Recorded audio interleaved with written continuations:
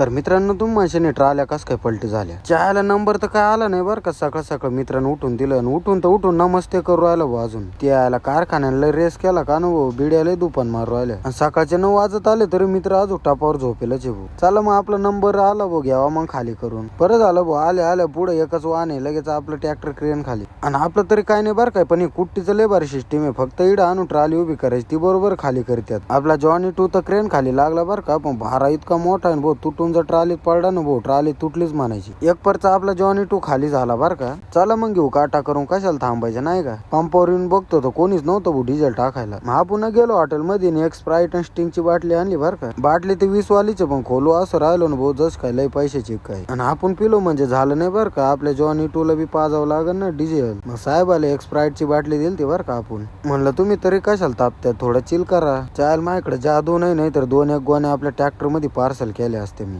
चला मग निघू बांग बुंग करीत. ट्रॅक्टर तर पुढे चालला पण टायर कस काय मागं फिरवायला काय नको. जॉनी 2 दिला भाऊ मग उभं करून. कारण आपला जॉनी 1 भरला नव्हता त्याच्यामुळे जॉनी 2 घेऊन आलतो. आता आपला जॉनी 1 घेऊन जायचं आपल्याला कारखान्यावर. आणि लय लांब नव्हतो आलो बरं का. फक्त 2-3 किलोमीटर लगेच चाललो रिटर्न आपण कारखान्यावर. आणि पलटवायचा विषय असा आहे खड्डेले असल्यामुळे टेलर पलटी झाला बरं का. तर मित्रांनो व्हिडिओ आवडला असेल तर नक्की लाईक करा. Bye bye.